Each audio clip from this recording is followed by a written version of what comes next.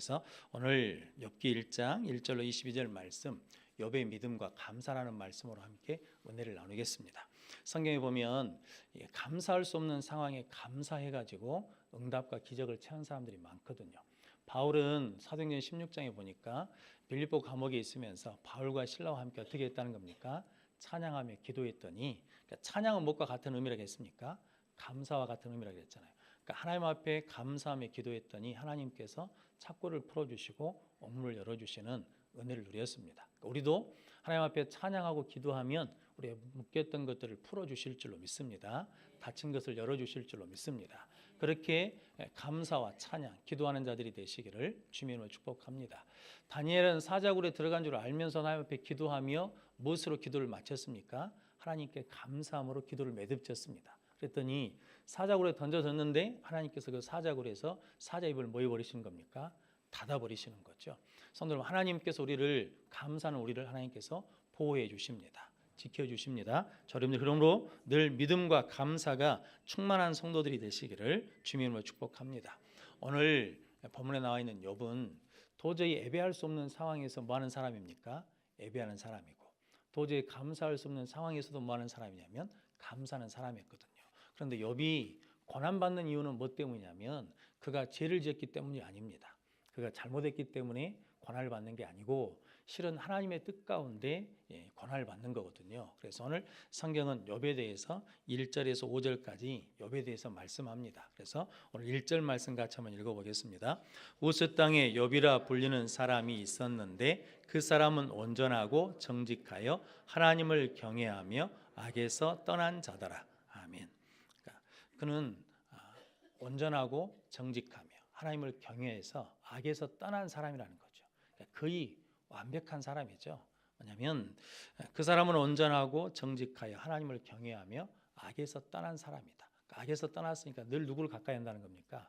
하나님을 가까이 하는 사람이었다는 거죠. 그런데 하나님 뭘 주셨습니까? 복을 주셨습니다. 양이 몇 마리라고요? 7,000마리. 양이 70마리, 700마리도 많은 건데 양이 7,000마리고 낙타가 3,000마리고 소가 500결이고 그리고 또 뭐가 있으면 암나귀가 500마리이고 그러면서 오늘 이 3절 마지막에 보면 뭐라고 하냐면 이 사람은 동방 사람 중에 가장 훌륭한 자라. 옛날 성경에는 이 사람은 동방 중에 부자라 이렇게 나와 있거든요. 그런데 이렇게 재물의 복도 받았어요. 그런데 뭣도 받았습니까? 오늘 2절 말씀 보니까 아들이 7이고 딸이 3이에요. 7남 3녀 10자녀를 둔 거죠. 그러니까 하나님께서 이렇게 복을 주셨어요. 그런데 또 그가 얼마나 영적으로 반드시 선 부모님이라면 오늘 5절 말씀 같이 한번 읽어보겠습니다. 그들이 차례대로 잔치를 끝내면 욥이 그들을 불러다가 성결하게 하되 아침에 일어나서 그들의 명수대로 번제를 드렸으니 이는 욥이 말하기를 혹시 내 아들들이 죄를 범하여 마음으로 하나님을 욕되게 하였을까 함이라. 욥의 행위가 항상 이러하였더라. 아멘. 그러니까 자녀들이 잔치하고 나면 혹시 잘못되고 범죄한 일이 있을까 봐 뭘 드렸다는 겁니까? 예배를 드렸다는 거죠. 번제를 드렸다라는 겁니다. 성도 여러분, 자식들이 예배 안 드리면 야단치십니까? 오늘 자식들이 기도 안 했다고 야단치십니까? 오늘 자식들이 큐티 안 했다고 야단을 치십니까? 아마 공부 안 했다고 야단 맞기는 많이 맞아봤는데 이게 기도 안 했다고, 감사 안 했다고, 예배 안 드렸다고 야단치는 부모는 그렇게 많지 않거든요. 그런데 욥은 이렇게 완벽한 조건을 가지고 있으면서도 자식들도 뭐 할 수 있도록 바른 믿음을 가질 수 있도록 그들을 위해서 예배하고 권면하는 그런 영적인 아버지였다는 거죠. 그러면서 오늘 성경 5절을 마지막으로 뭐냐면 하나님을 욕되게 하였을까 함이라. 욥의 행위가 항상 이러하였더라. 한 번, 두 번 하고 만 것이 아니라 뭐 했다는 겁니까? 항상 이런 삶을 살아왔다라는 거죠. 그런데 욥이 고난을 받거든요. 근데 그 고난을 받는 이유는 뭐 때문이냐면 이제 6절에서 12절까지 사이에 그 이유가 나와 있습니다. 그게 뭐냐면 이제 하나님의 아들들이 와서 하나님의 보좌 앞에 섰는데 누구도 왔다는 겁니까? 사탄도 거기에 왔다라는 거죠. 그래서 하나님이 사탄에게 물어보는 거죠. 너 어디 다니다 왔냐? 그랬더니 땅을 두루다니다 왔습니다. 그랬더니 그래서 오늘 8절 말씀 같이 읽어보겠습니다. 여호와께서 사탄에게 이르시되 내가 내 종 욥을 주의하여 보았느냐? 그와 같이 온전하고 정직하여 하나님을 경외하며 악에서 떠난 자는 세상에 없느니라. 아멘. 그러니까 하나님이 욥을 뭐 한다는 겁니까? 자랑하고 싶어요. 그래서 누구한테 자랑하냐면 야, 너 땅 두루 도냐 받았다며. 욥 봤냐? 욥처럼 온전하고 순전하고 나를 경외하면서 악에서 떠난 자가 세상에 없다. 그러니까 욥은 세상에는 둘도 없는 사람이라는 거죠. 하나님이 그렇게 뭐 하냐면 자랑하는 사람이었어요. 그랬더니 사탄이 뜬금없이 이런 말을 하네요. 오늘 9절 말씀 10절 말씀 같이 읽어보겠습니다. 사탄이 와서 여호와께 대답하여 이르되 욥이 어찌 까닭 없이 하나님을 경외하리까? 주께서 그와 그의 집과 그의 모든 소유물을 울타리로 두르심 때문이 아니니까? 주께서 그의 손으로 하는 바를 복되게 하사 그의 소유물이 땅에 넘치게 하셨음이니이다. 아멘. 욥이 이유 없이 하나님을 믿겠습니까? 이유 없이 하나님을 경외하겠습니까? 다 이유가 있습니다. 어떤 이유가 있냐면 하나님이 울타리 치셔가지고 소유물을 다 보호해 주시고 축복해 주고 이러는데 누가 그런 하나님을 경외하지 않겠습니까? 다 이유가 있어서 그런 거거든요. 그러면서 그렇게 말하거든요. 오늘 11절도 같이 읽어보겠습니다. 이제 주의 손을 펴서 그의 모든 소유물을 치소서. 그리하면 틀림없이 주를 향하여 욕하지 않겠나이까. 아멘. 그러니까 사탄의 확신이죠. 하나님이 그 소유물을 쳐보십시오. 그러면 틀림없이 욥은 하나님을 욕할 겁니다. 하나님을 원망할 겁니다. 라고 말하는 거거든요. 이게 이제 하나님의 확신과 사탄의 확신이 부딪히는 것이고 하나님의 자랑과 사탄의 자랑이 부딪히는 거거든요. 그래서 하나님이 뭐라고 말씀하냐면 오늘 12절 말씀에 그 소유물을 다 네 손에 맡긴다. 그런데 무엇은 손대지 말라는 거예요. 그 몸은 손대지 마라. 그래서 이게 굉장히 중요한 말이거든요. 나중에 2장에 가면 그 몸은 건들되 무엇은 건들지 말라고. 생명은 건들지 마라. 그러니까 사탄이 어디까지밖에 우리를 침범하지 못한다는 거예요. 하나님이 허락한 범위밖에 우리를 침범하지 못해요. 그러니까 두려울 것이 있어요, 없어요? 없다는 거예요. 없다는 거. 두려울 것이 없다라는 말씀이거든요. 그래서 하나님이 욥을 믿기 때문에 사단이 하고 싶은 대로 뭐 하라고 던져줘 버린 거예요. 근데 성도 여러분, 결론은 누가 이기는 거예요? 사단이 이기는 거예요? 욥이 이기는 거예요? 욥이 이겨요. 할렐루야. 하나님이 우리에 대해서도 그렇게 자랑하신다고요. 야, 영원히 봤냐? 그런 애가 없어야? 그러면 하나님이 사탄이 거기서 뭘 한다는 겁니까? 아이고 하나님 그거 까닭 없이 그런답니까? 다 이유가 있어요.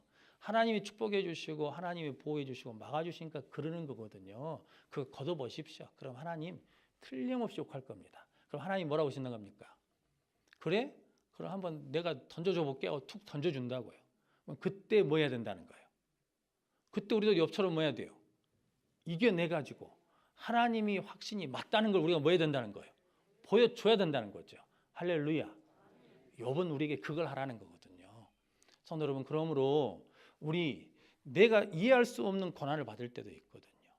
내가 이해할 수 없는 상처를 받을 때도 있어요. 근데 그때 우리가 뭐 하면 안 된다는 거예요. 넘어지면 안 돼. 신앙을 포기하면 안 돼. 기도를 포기하면 안 돼요. 그래도 여전히 누구 앞에 와야 된다는 거예요.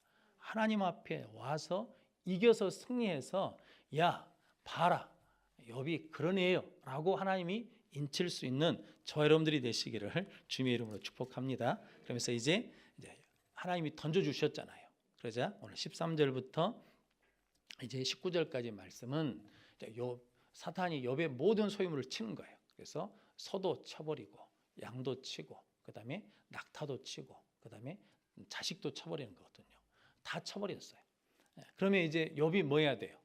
사탄이 말한 대로 틀림없이 하나님을 욕할 겁니다 라고 그러는데 욥은 그 상황에서 하나님을 욕해 안 해요? 안 해요. 그러니까 욥은 어떤 신앙이라는 겁니까? 하나님이 지켜주셔서 믿는 게 아니에요.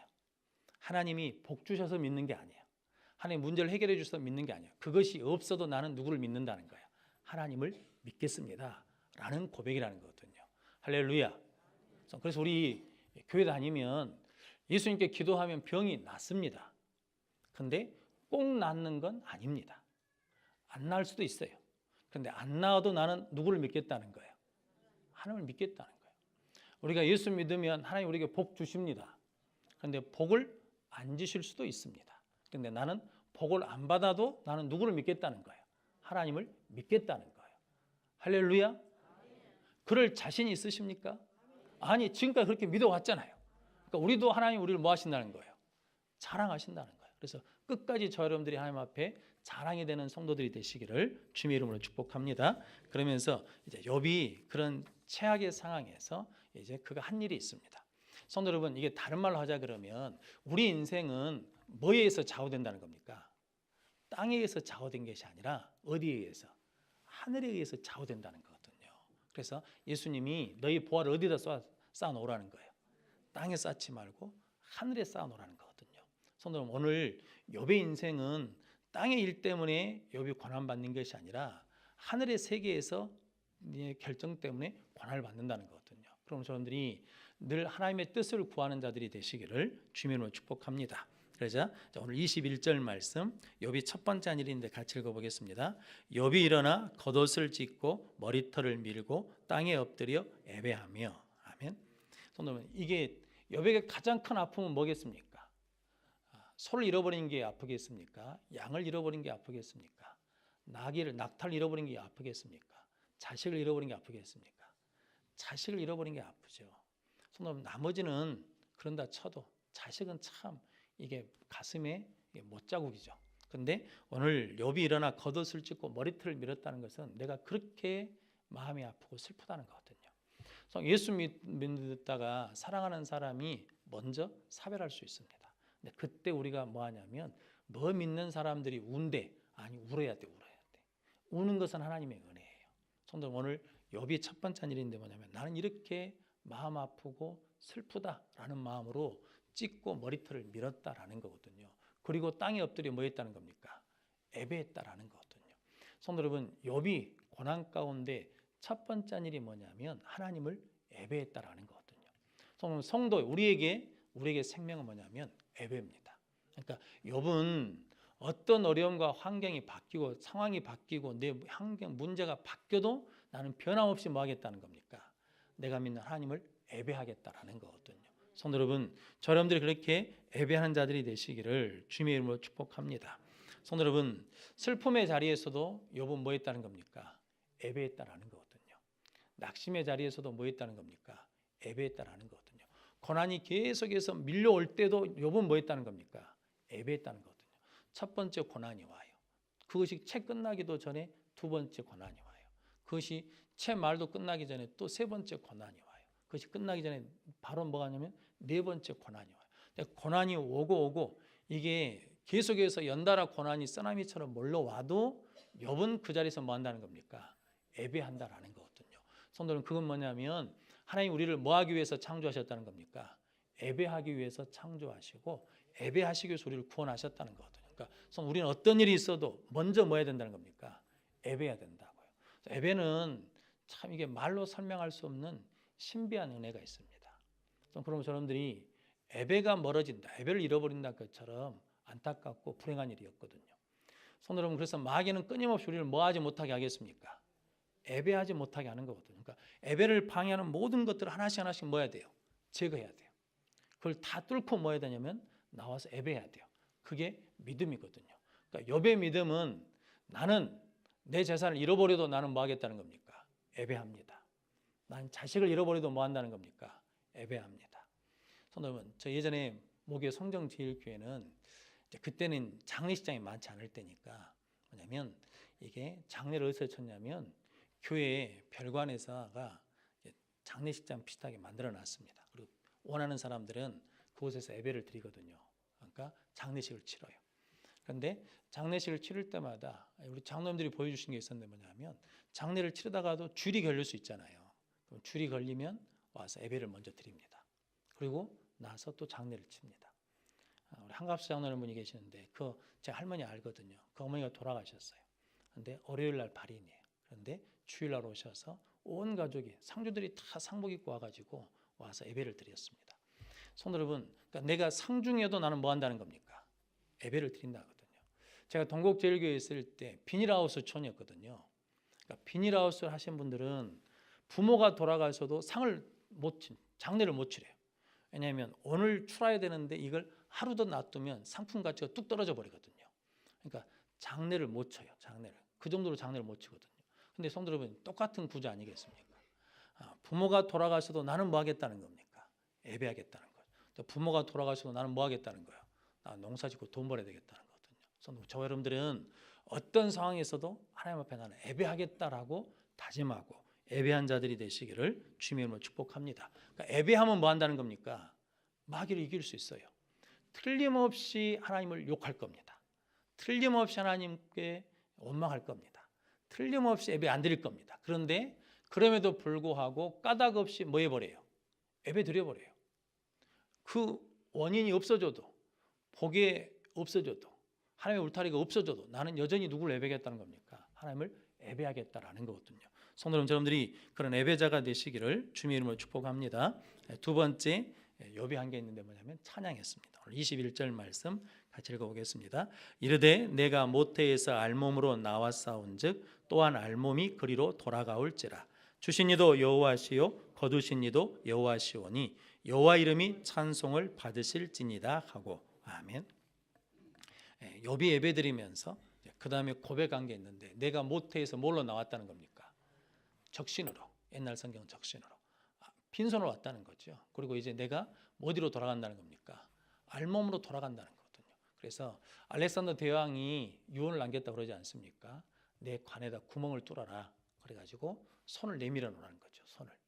내가 못으로 간다고. 세계를 정복한 알렉산더 왕도 무엇으로 가냐면 빈손으로 간다라는 거죠. 어떻게 왔다가 빈손으로 왔다가 빈손으로 간다는 거죠. 그래서 주신 이도 여호와시고 거두신 이도 여호와시라는 거죠. 그러니까 무엇을 인정하냐면 하나님의 주권을 인정하는 것이고 자기가 양이 7,000마리고 뭐 낙타가 3,000마리고 뭐 소가 500결이고 암나귀가 500마리여도 그 모든 것은 누가 주신 거라는 겁니까? 내가 열심히 살아서 얻어놓고 쌓아놓은 것이 아니라 누가 주신 거냐면 하나님이 주셔서 내가 가질 수 있는 것이었는데 주신 하나님이 주인이신 하나님이 도로 뭐 하시는 겁니까? 거두어 가신다는 거죠. 그래서 나는 그 하나님을 뭐 하겠다는 겁니까? 찬양하겠다는 거예요. 나는 내 감정에 상관없이 내 환경에 상관없이 내 형편에 상관없이 하나님을 뭐 하겠다는 거예요? 찬양하겠다는 거예요. 하나님께 뭐 하겠다는 겁니까? 감사하겠다는 거거든요. 성도 여러분, 여러분들도 이런 믿음의 고백이 있으시기를 주님의 이름으로 축복합니다. 그래서 우리 빈몸으로 왔죠? 알몸으로 왔잖아요. 그래서 지금 우리가 지금 누리고 있는 모든 것들을 가지고 있지 않습니까? 그럼 우리가 하나님 앞에 뭐 해야 돼요? 감사해야죠. 찬양해야죠. 할렐루야. 그래서 우리는 원망할 것이 있어요? 없어요? 없어요. 알몸으로 왔는데 지금 우리가 가지고 누리는 것들이 어마어마하게 많잖아요. 그래서 우리는 원망할 것이 없어. 먼저 뭐 하겠다는 겁니까? 하나님께 감사하겠다는 거거든요. 성도 여러분들이 그렇게 감사한 자들이 되시기를 주님의 이름으로 축복합니다. 말씀을 준비하다가 이런 생각을 해봤어요. 사울 왕이 만약에 다윗 때문에 시기하고 미워한 것이 아니라 사울 왕이 만약에 다윗 때문에 감사했다 그러면 그의 인생이 어떻게 되었을까? 그러지 않습니까? 성도 여러분, 사울 왕은 이게 겸손한 사람이었거든요. 하나님이 왜 첫 번째 이스라엘 왕으로 세우실 정도로 사울은 겸손한 사람이었어요. 왕으로 처음 선포됐을 때 그것을 반대하는 무리들이 있었거든요. 그런데 다 죽여봅시다 그럴 때 사울이 뭐라고 그랬습니까? 오늘은 좋은 날 기쁜 날이니까 그러지 말자라고 그러면서 그렇게 보복하지 않았거든요. 사울은 그런 사람이거든요. 그런데 그가 이제 뭐냐면 힘이 생기고 권위가 생기고 권력이 생기니까 자꾸 뭐 해지냐면 교만한 마음이 들어요. 그래가지고 하나님 말씀에 불순종하거든요.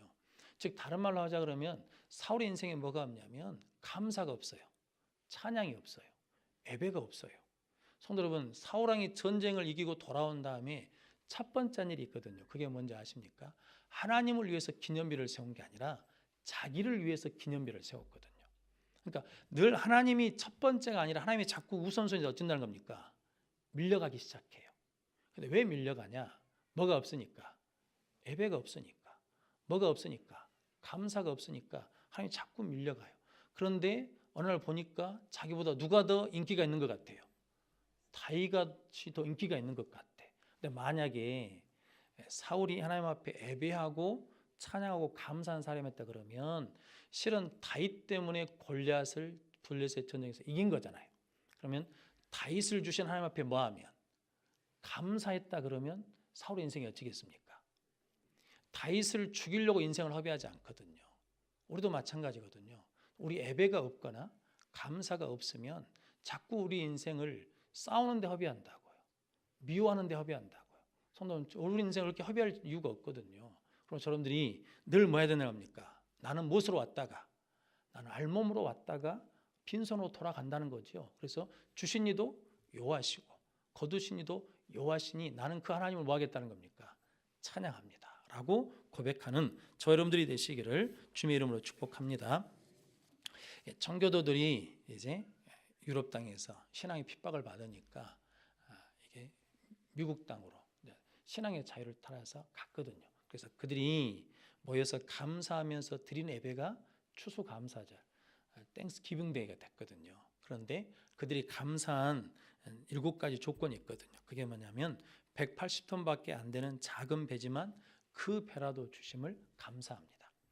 그러니까 더 큰 배를 왜 안 주십니까? 라는 게 아니라 작은 배지만 그 배라도 주셔서 감사합니다. 평균 수속이 2마리였대요. 그러니까 이게 한 12km나 15km, 20km 못 되게 지금 천천히 가는 거예요. 그런데 117일 동안 계속 전진하게 해주셔서 감사합니다. 그러니까 배가 막 뒤로 물러간 것이 아니라 뭐 늦게 가더라도 계속 전진해 간 것에 대해서 감사합니다. 항해 중에 2사람이 죽었으나 한 나이가 태어나서 감사합니다. 큰 폭풍으로 큰 도시 부러졌으나 파손되지 않아서 감사합니다. 그리고 여자들 몇 명이 심한 파도 속에 휩쓸렸지만 모두 구출되어서 감사합니다. 원주민들의 방해로 상륙할 곳을 찾지 못해 한 달 동안 미국 앞에 왔거든요. 그런데 원주민들이 배를 못 되게 해요. 한 달 동안 표류한 거예요. 그러다가 호의적인 원주민들이 사는 곳에 상륙하게 해주셔서 감사합니다. 그리고 고통스러운 3개월 반의 항해 도중 단 한 명도 돌아가자고 원망하고 불평하지 않아서 감사합니다 라고 그랬다는 거거든요. 성도 여러분, 그들이 이렇게 감사함으로 시작했더니 그 땅이 어떤 땅이 됐습니까? 여러 가지 문제도 있었지만 그 땅이 지금도 복된 땅이 되고 지금도 강대국이 됐거든요. 성도 여러분, 감사하면 어쩐다는 겁니까? 하나님이 회복시켜 주신다는 거거든요. 성도 여러분, 사단은 틀림없이 하나님을 뭐 할 것이다? 원망할 것이다. 욕할 것이다. 그랬는데 욥은 그 상황에서 뭐 해버린다는 겁니까? 예배하고 찬양하고 감사해 버립니다. 성도 여러분, 우리도 그렇게 감사하는 자들이 되시기를 주님의 이름으로 축복합니다. 그러면서 오늘 21절 말씀, 세 번째 욥이 한 게 있습니다. 같이 읽어보겠습니다. 이 모든 일에 욥이 범죄하지 아니하고 하나님을 향하여 원망하지 아니하니라. 아멘. 이 모든 일에 욥이 뭐하지 않고 범죄하지 않고 그리고 하나님을 향하여 원망하지 아니하니라. 그러니까 누가 승리한 겁니까? 하나님이 승리한 거거든요. 욥의 승리가 누구의 승리냐면 하나님의 승리죠. 하나님이 뭐라고 그랬습니까? 야, 욥 그런 애 아니여. 내가 욥을 네 몸 욥의 재산을 맡길 테니까 네 마음대로 해봐라. 욥은 그래도 변함없이 나를 예배할 거다. 나를 찬양할 거다. 나 이거 원망하지 않을 거다. 그런데 사단은 뭐라고 그랬습니까? 아닙니다. 틀림없이 욥이 욕할 겁니다. 원망할 겁니다. 그런데 이 모든 일에 욥이 뭐하지 않고 범죄하지 않고 하나님께 향하여 원망하지 아니하더라. 그러니까 욥은 감사할 수 없는 상황에서도 뭐한 사람이라는 겁니까? 감사했다라는 겁니다. 성도 여러분, 그러므로 저 여러분들이 하나님의 은혜 앞에 우리의 신앙이, 우리의 믿음이 왜 예수를 믿느냐, 왜 하나님을 믿느냐라고 물었을 때 하나님이 저를 병에서 고쳐주셔서 나는 믿습니다. 하나님이 나를 가난해서 건져서 부자 되게 해주셔서 믿습니다. 이게 아니라 그것이 없어도 나는 누구를 믿을 수 있다고? 하나님을 믿습니다. 하나님을 예배합니다. 하나님을 찬양합니다. 하나님께 감사합니다라고 고백할 수 있는 이 시대의 욥이 되시기를 주님의 이름으로 축복합니다. 제가 먼저 영상 하나 보여드리겠습니다. 원래는 3분 다 볼 이유는 없고 앞에 나오는 영상 잠깐 한번 봐보십시오.